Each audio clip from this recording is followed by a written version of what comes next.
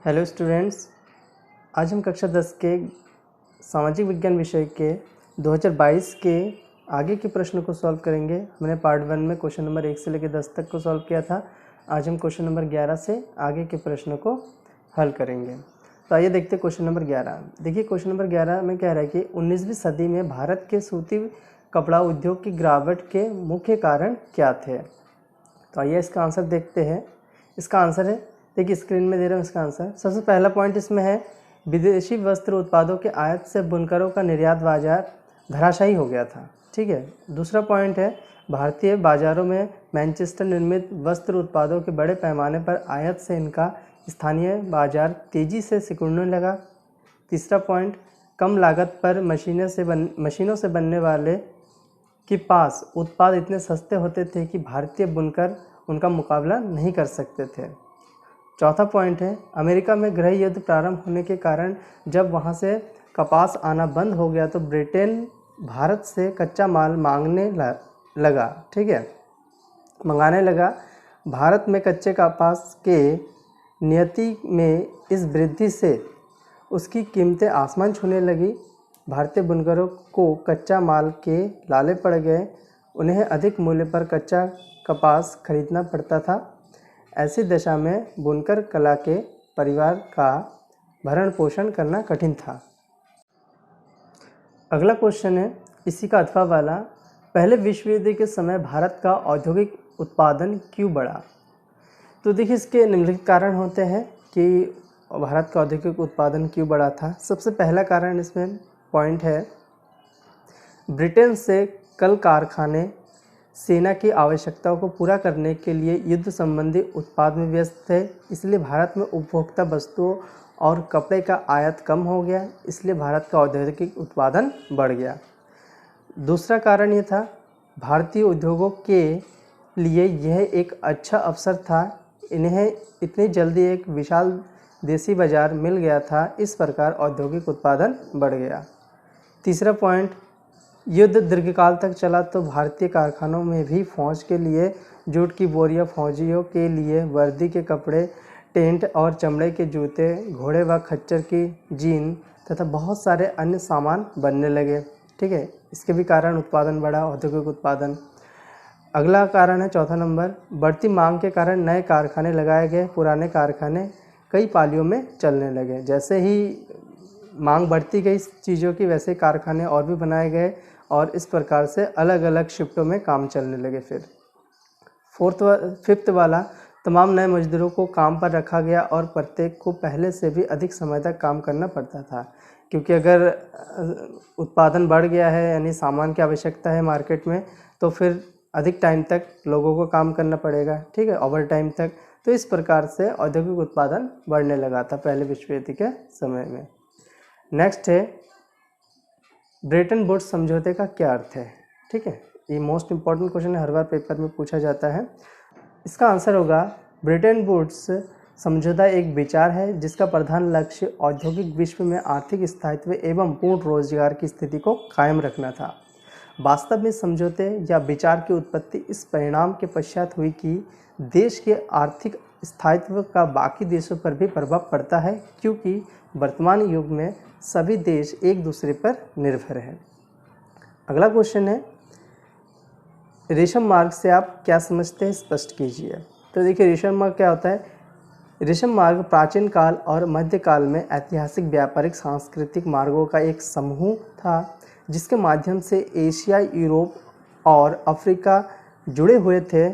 इसका सबसे जाना माना हिस्सा उत्तरी रेशम मार्ग है, जो चीन से होकर एशिया की ओर पहले मध्य एशिया में और फिर यूरोप में जाता था और जिससे निकलती एक शाखा भारत की ओर जाती थी। ठीक है, इसका आंसर ये हो जाएगा। अगला क्वेश्चन है क्वेश्चन नंबर 13। इसमें कह रहे हैं, मुद्रण संस्कृति ने भारत में राष्ट्रवाद के विकास में क्या मदद की। तो इसका आंसर है, मुद्रण संस्कृति ने भारत में राष्ट्रवाद के विकास में बहुत मदद की, क्योंकि सरकार की दमनकारी नीति के उपरांत भी राष्ट्रवादी विचार, समाचार पत्र, देश के कोने कोने में फैलते गए। प्रांतीय भाषाओं के अखबारों के जरिए अंग्रेजी सरकार के शोषण के तरीकों से लोगों को अवगत कराया जाने लगा। सरकार की दमनकारी नीति की जानकारी विस्तार पूर्वक प्रकाशित हो जाने लगी।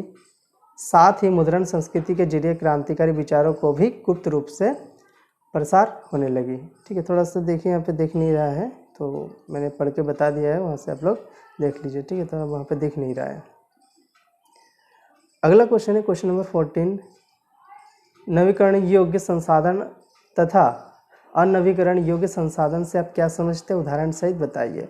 देखिए, जो नवीकरण योग्य संसाधन है वे संसाधन जिनके भंडार में प्राकृतिक या पारिस्थितिक प्रक्रियाओं द्वारा पुनर्स्थापन होता रहता है, नवीकरण योग्य संसाधन कहलाता है। जैसे सौर ऊर्जा, पवन ऊर्जा, बायोगैस, जल विद्युत, ठीक है, जैव संसाधन, यानी जो कभी ख़त्म नहीं होता है, जो एक बार उपयोग करने के बाद पुनः उपयोग कर सकते हैं, तो इसको नवीकरणीय ऊर्जा स्रोत भी कहते हैं। ठीक है, और अनवीकरण योग्य संसाधन क्या होते हैं, वे संसाधन जिनके भंडार प्राकृतिक प्रक्रियाओं द्वारा पुनर्स्थापन नहीं होता है और मानवीय क्रियाओं द्वारा समाप्त हो जाते हैं, अनवीकरण योग्य संसाधन कहलाते हैं। जैसे कोयला, पेट्रोलियम, प्राकृतिक गैस, ये अनवीकरणीय संसाधन होते हैं, यानी कि इसका एक बार उपयोग करने के बाद इसका हम पुनः उपयोग नहीं कर सकते। जैसे पेट्रोल, डीजल, इसको एक बार उपयोग जब हम कर लेते हैं तो दोबारा ये उपयोग में नहीं आ सकता, वो ख़त्म ही हो जाता है। ठीक है, और जैसे पवन ऊर्जा, सौर ऊर्जा, इसका अगर एक उपयोग कर लेते हैं तो हम फिर से उस पवन का उपयोग कर सकते हैं। जैसे कि आपने देखा होगा जो पवन चक्की होता है जिससे बिजली बनता है,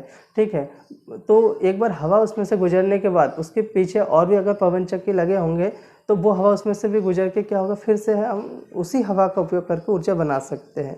तो इस प्रकार से इसको आप लोग याद कर लीजिए, आप लोगों का साइंस में भी है। ठीक है, नेक्स्ट क्वेश्चन है व्यापार संतुलन क्या है, समझाइए। इसका आंसर होगा सामान्यतः व्यापार संतुलन किसी भी देश के आयातों व निर्यातों के अंतर को स्पष्ट करता है, अथवा कहा जा सकता है कि दो या दो से अधिक देशों के बीच किसी निश्चित समय में होने वाले आयात व निर्यात के अंतर को व्यापार शेष या व्यापार संतुलन कहते हैं। यह धनात्मक अथवा ऋणात्मक दोनों रूपों में हो सकता है। अगला क्वेश्चन है क्वेश्चन नंबर 16, कुछ ऐसे कारकों की चर्चा कीजिए जिनसे उपभोक्ताओं का शोषण होता है। ठीक है, ऐसे कारक बताना है जिससे उपभोक्ताओं का शोषण होता है। तो देखिए, इसमें निम्नलिखित कारक है। सबसे पहले इसमें पॉइंट पढ़ते हैं, वस्तुओं और सेवाओं की अपर्याप्त पूर्ति होने पर अर्थव्यवस्था में असंतुलन उत्पन्न हो जाता है। उत्पादक एवं विक्रेता इसका अनुचित लाभ उठाते हैं। वे जमाखोरी, चोरबाजारी, भ्रष्टाचार व अधिक लाभ कमाने के लालच में उपभोक्ताओं का शोषण करते हैं। ठीक है, यानी कि ब्लैक में जो बेचते हैं ना सामान, कुछ भी सामान होते हैं कि अगर मार्केट में वो कम मात्रा में उपलब्ध है तो क्या कहते हैं दुकानदार लोग उसको और ज़्यादा मूल्य पे बेचने लगते हैं। ठीक है, और नेक्स्ट क्वेश्चन है, बाजार में अपूर्ण प्रतियोगिता की स्थिति होने पर विक्रेता उत्पादों का अधिक मूल्य वसूलने में सफल हो जाते हैं। ठीक है, तो ये मतलब समझ गए, जो बताया था उसी से रिलेटेड ही यही है। थर्ड पॉइंट है, अनेक वस्तु या उत्पादों की पूर्ति एवं उनके मूल्यों के प्रति उपभोक्ताओं की अभिज्ञानता, अनभिज्ञता उनके शोषण में सहायक होती है। कभी कभी उपभोक्ताओं को पता नहीं होता कि किसी वस्तु की जो मूल्य है वो रेट क्या है। ठीक है, तो दुकानदार उनसे कुछ भी रेट ले लेते हैं। तो इसलिए हमेशा वस्तु खरीदते टाइम हमें वस्तु की एमआरपी देख लेनी चाहिए कि उसमें कितना लिखा है, दुकानदार हमसे कितना ले रहा है। ठीक है, एमआरपी मैक्सिमम रिटेल प्राइस होता है, इससे ज़्यादा दुकानदार ले नहीं सकते, उससे कम ले सकते हैं डिस्काउंट करके, लेकिन एमआरपी जितना लिखा होगा उससे ज़्यादा नहीं ले सकते। तो ये कुछ चीज़ें हैं जो कि उपभोक्ताओं को ध्यान देना चाहिए।